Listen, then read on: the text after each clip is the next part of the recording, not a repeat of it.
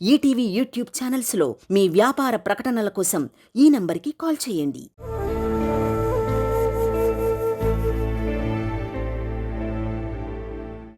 తాగడానికి coffee, tea ఏం తీసుకురమ్మంటారు? ఆ! అంతకంటే ముందు మనం కొన్ని విషయాలు మాట్లాడుకుని నిర్ణయించుకుంటే బావుంటుంది కదా! ఏమంటావు? అవన్నీ ఈరోజే నిర్ణయించాలని వేణు నన్నిక్కడికి పంపించాడు. మాట్లాడదాం. మీ డిమాండ్స్ ఏంటో చెప్పండి. మిగతా విషయాలు అంటే అందులో ముఖ్యంగా కట్నమే కదా! దాని గురించి మీరే చెప్పండి.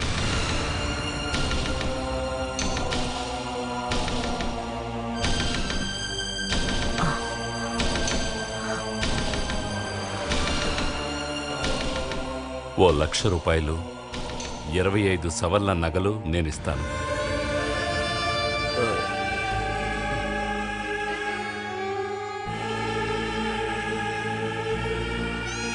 మీరు మీ అమ్మాయికి ఇవ్వబోయేది చెప్పారు. అది తక్కువని నేను అనడం లేదు. కానీ వేణుగోపాల్ ఉద్యోగం, ఆస్తిని బట్టి చూస్తే ఇది కొంచెం తక్కువే.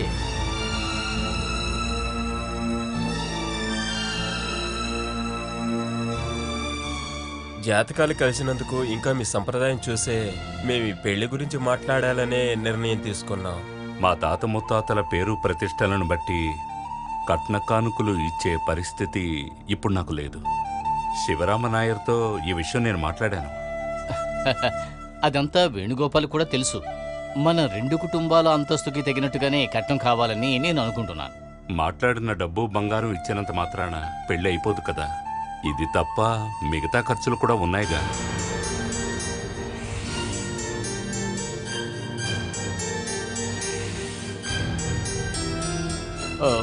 మేము కొంచెం ఆలోచించుకోవాలి. ఇప్పుడే వస్తాం.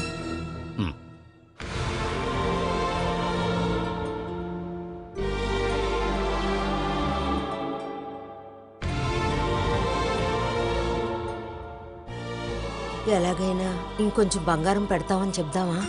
వాళ్ళని ఆలోచించుకొనివ్వు. వాళ్ళు తాగడానికి ఏవైనా తీసుకురా. మన పద్ధతులు మనం ఫాలో అవుదాం.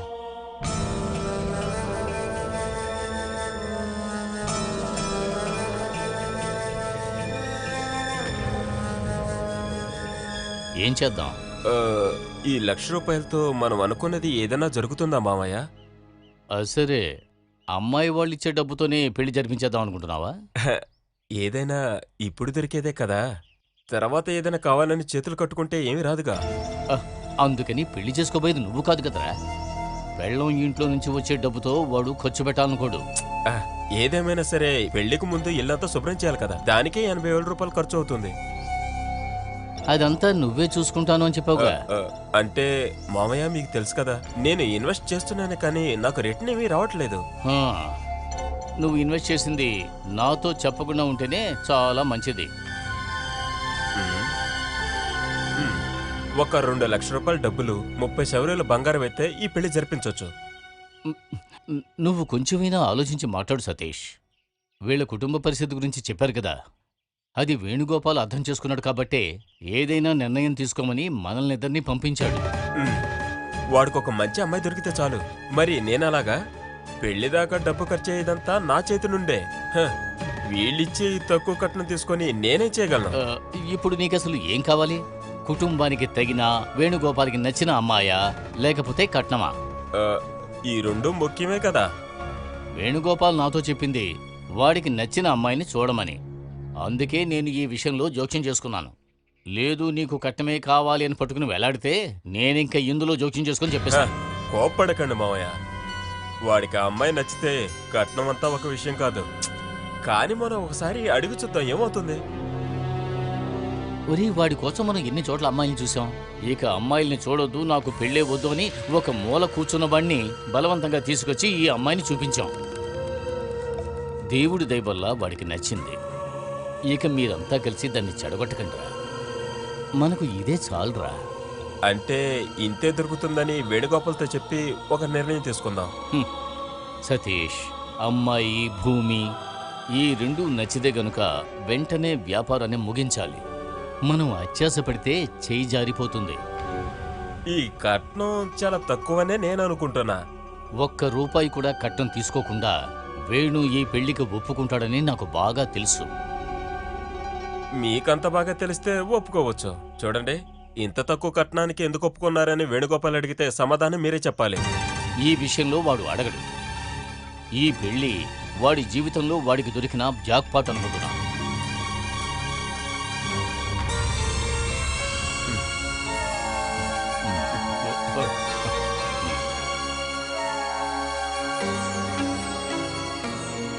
లోపలికి రండి.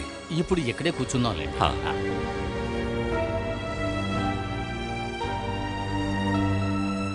టీ రెడీగా ఉంది, తెమ్మంటారా? ఆ, మీరు తీసుకురండి, మనం ఇక్కడే కూర్చుని మాట్లాడుకుందాం. ఆ,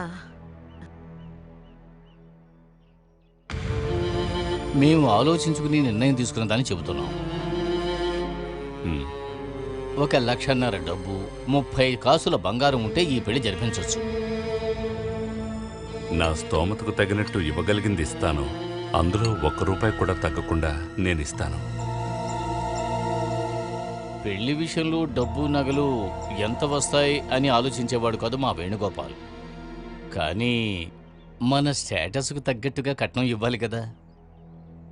నాకు నా కూతురు పెళ్లి విషయంలో బేరాలు మాట్లాడడం ఇష్టం లేదు. జయచంద్ర గారు, మమ్మల్ని అంత చీపుగా అనుకోవద్దు. వచ్చే కట్నాన్ని వరలక్ష్మి అనుకునేవాణ్ణి నేను.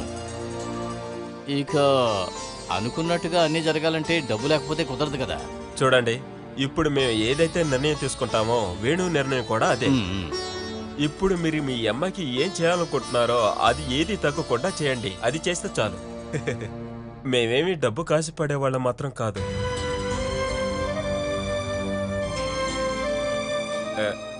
మిగతాది మీరు మాట్లాడండి.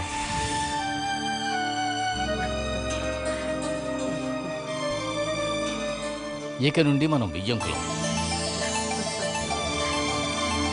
వేణుగోపాల్తో మాట్లాడి వాడి లీవులు మిగతా విషయాలన్నీ చూసుకుని మంచి ముహూర్తాలు పెట్టిద్దాం. చాలా సంతోషం. మీరు తినండి. గల్ఫ్లో ఉన్న మీ అబ్బాయితో కూడా మాట్లాడండి. మనం ఏ నిర్ణయం తీసుకున్నా వాడికి ఓకేనండి. అయితే మీరు మాట్లాడుతూ ఉండండి, నేను భోజనం రెడీ చేస్తాను. ఇప్పుడు మీరు భోజనం చేయకుండా వెళ్ళడానికి వీల్లేదు. మనం బియ్యంకులం అయిపోయాం కదా, ఎప్పుడైనా వచ్చి భోజనం చేయొచ్చు.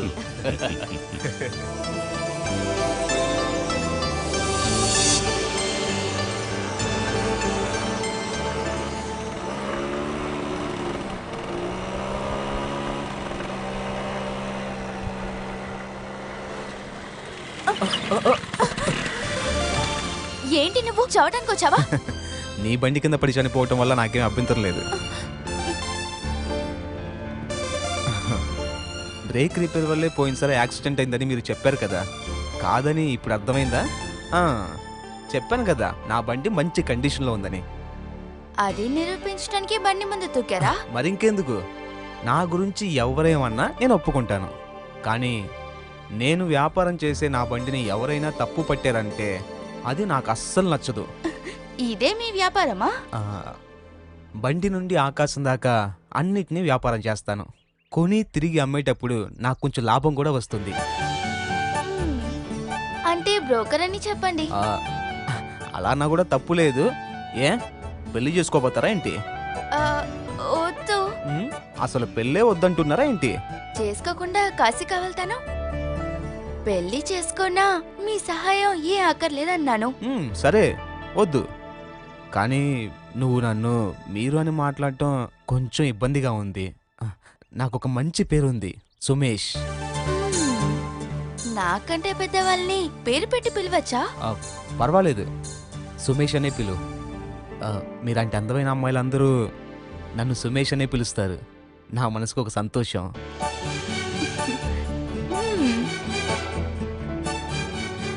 చూసే ప్రతి అమ్మాయితో ఇలాగే మాట్లాడతారా? లేదు లేదు, మొదటిసారి మీతోనే ఇలా మాట్లాడుతున్నాను. ఒక అమ్మాయి మీద ప్రేమ పుట్టడం కూడా ఫస్ట్ టైమే. బండి వదలండి, నేను వెళ్ళాలి.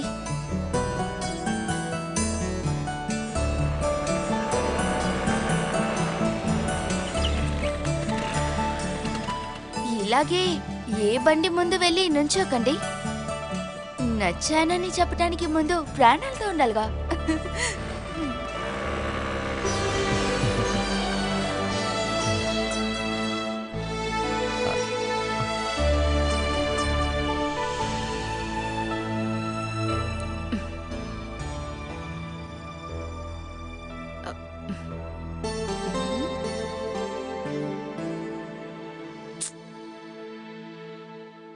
ఒకసారి ఇటు వస్తారా? అరే రే బంగారం, ఏమండి, ఆకలేస్తుందా? ఇది మీ చెల్లి పెళ్లికి తీసుకున్నదండి. ఇది అవుట్ ఆఫ్ ఫ్యాషన్ అయింది. అది సంవత్సరం క్రితమే కదా తీసుకున్నావు. బాల పెళ్లికి మనం కొత్త తీసుకుందామండి. ప్రతిసారి నువ్వు కొత్త తీసుకున్నప్పుడల్లా ఖాళీ అయ్యేది నా పాకెటే. పెళ్లి కూతురకే ఆ స్టైల్ గా ఉండాలిగా. బంగారం, నువ్వు రెడీ అయ్యి చూస్తుంటే నీకు పెళ్లిలాగా ఉంది బంగారం. 2 వారాలంటే ఇట్టే వెళ్ళిపోతుంది. ఇప్పటి నుంచే రెడీ అవ్వకపోతే ఏ పనులు జరగవు. నువ్వు అన్నట్టు పెళ్లి తారీఖు దగ్గర పడింది కదా. పెళ్లికి మన సైడ్ నుండి బాలాకి ఏదైనా ఇవ్వాలి కదా. డబ్బుగా ఇద్దామా? అలా ఇస్తే ఏంటి బంగారం, మీ నాన్నకి యూస్ అవుతుంది. ఏం వద్దులేండి. ఎంత డబ్బు ఇచ్చినా సరే అందులో ₹1 కూడా మిగలదు. మనం 2 సవర్లకి ఇలాంటి గాజులు కొనిచ్చేద్దాం. అప్పుడేనండి ఆ గాజులు మనమే కొనిచ్చామని అందరికీ తెలుస్తుంది. ఆ, అది చాలా. చాలు చాలు, మీరేమి ఎక్కువ సెంటిమెంట్స్ చూపించకండి. నేను చెప్పింది మాత్రం చేస్తే చాలు. ప్రతి ఒక్కరి కష్టాలు చూసి మనం సహాయం చేస్తూ ఉన్నాం అనుకోండి, ఈ రోజు బాల పరిస్థితే రేపు మన కూతురు కూడా వస్తుంది.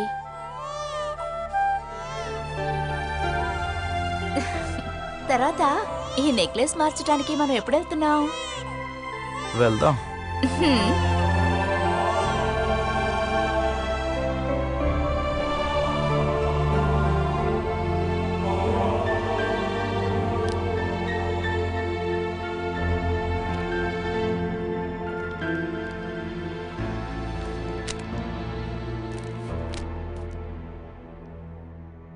ఏవండి, కోప్పండంటే ఒక విషయం చెప్పనా? ఉమ్, పెద్దన్నయ్యని ఇంటికి వెళ్ళి పెళ్లికి పిలవాలి. పిలుద్దాం. మంచి మనసు ఉన్నవాళ్ళు వస్తే మాత్రం చాలు. పెద్దవాళ్ళ స్థానంలో నిలబడి పెళ్లి చేయాల్సింది పెద్దన్నే కదా. అది నేను పిలిచి గుర్తు చేయాల్సిన అవసరం లేదు. మనమెందుకు అనవసరంగా పట్టుదలతో ఉండాలి? మన అమ్మాయి పెళ్లి విషయం కదా. సొంత వాళ్ళు బంధువుల ఆశీర్వాదం తీసుకున్న తర్వాతే దాన్ని కళ్యాణ మండపానికి తీసుకువెళ్ళాలి. ఉమ్, ఆలోచిద్దాం.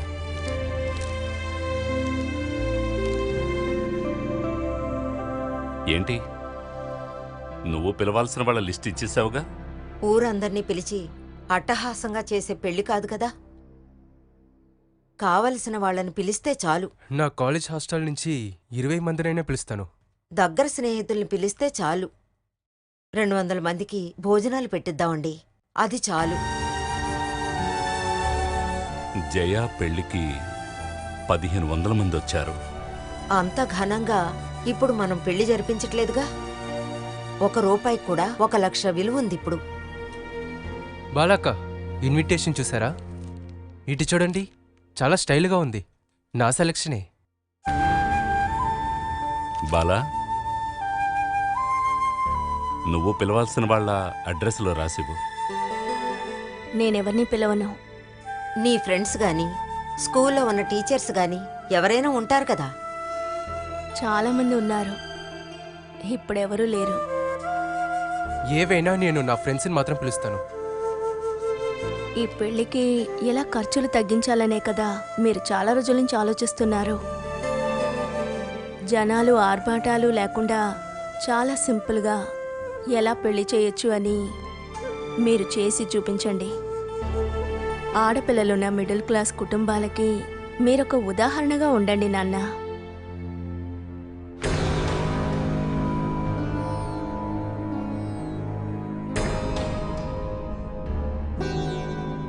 ఒకే ఒక ఇన్విటేషన్ మాత్రం ఉంచండి. ఎవరికి పంపించను, నేను చూసుకోవడానికి.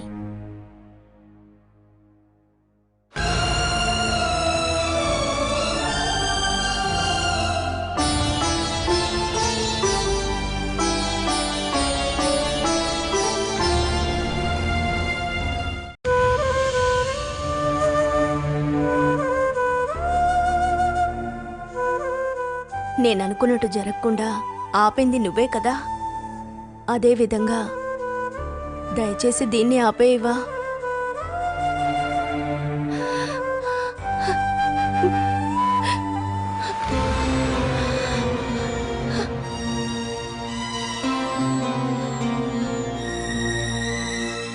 నేను చూడ్డానికి బాలేదనో, మంచి అమ్మాయి కాదనో, అలాంటిది ఏదైనా సరే వేణుగోపాల్కి ఎవరితోనైనా చెప్పించి దయచేసి పెళ్లిని ఆపేయి. ఎలా ఆగిపోయినా పర్వాలేదు.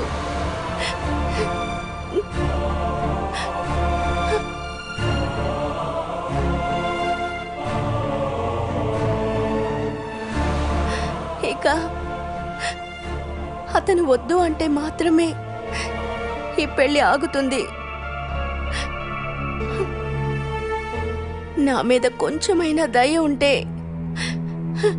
ఎలాగైనా దయచేసి ఈ పెళ్లిని ఆపే కృష్ణ. భర్తగా ఇంకొకరిని నా కల్లో కూడా అనుకోలేను. అందుకే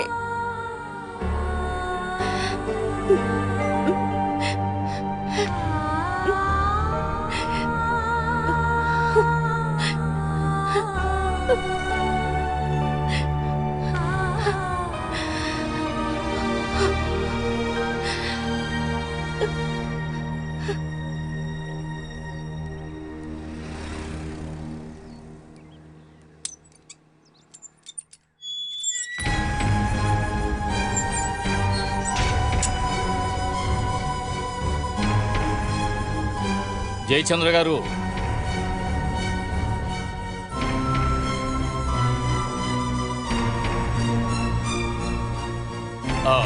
జయచంద్ర గారు,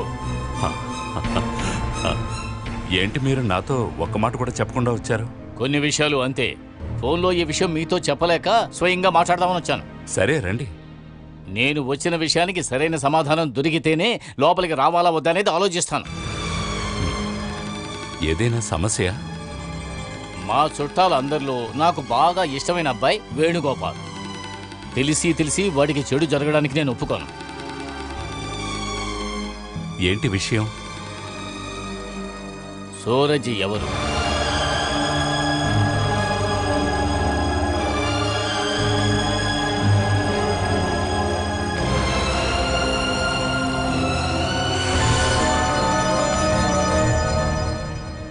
సూరజ్కి మీ అమ్మాయి బాలసుధకి మధ్య జరిగిన కథే ఈ లెటర్లో ఉంది.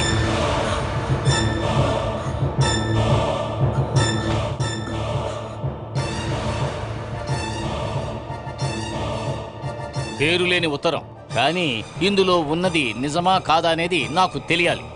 ముందు మీరు లోపలికొచ్చి కూర్చోండి, మనం ప్రశాంతంగా మాట్లాడుకుందాం. నా పరిస్థితి మీకు అర్థం కావడం లేదు. నా ఒక్కడి నిర్ణయం వల్లే ఈ పెళ్లి నిశ్చయమైంది.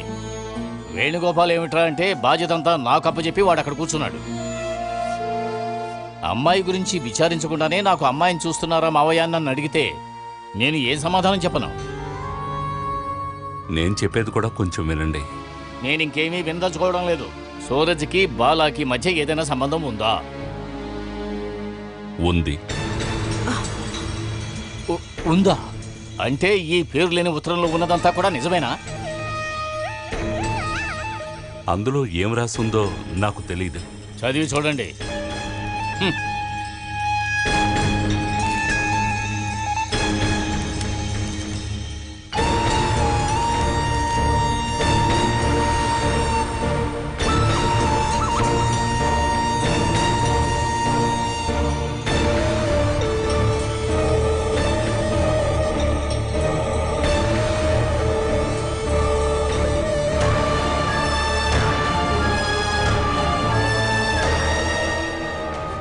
ఇంతకు మునుపు మీరు ఉన్న ఊళ్ళో ఒక పెద్దింటి అబ్బాయితో బాలకి సంబంధం ఉందని, వాళ్ళిద్దరూ చాలా రోజులు కలిసి తిరిగి వదిలేసిన అమ్మాయిని ఇప్పుడు వేణుగోపాల్ పెళ్లి చేసుకోబోతున్నాడని ఆపండి.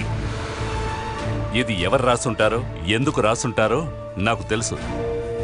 బాలసుధాకి క్లోజ్ ఫ్రెండ్ అయిన ప్రీతి వాళ్ళ అన్నయ్యే ఇందులో చెప్పిన సూరజ్.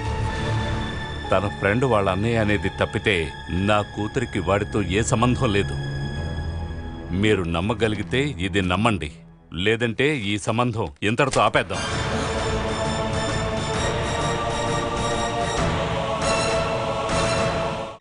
హలో, సస్యేంద్ర అన్నాయి కదా? అవును. ఆశ అనే కాలేజీకి వెళ్ళే పిల్ల మీ కూతురే కదా? అయితే మా అమ్మాయికి ఏమైంది? నేను చెప్పేది జాగ్రత్తగా వినండి. మీ అమ్మాయిని ఒకడు ప్రేమిస్తున్నాడు.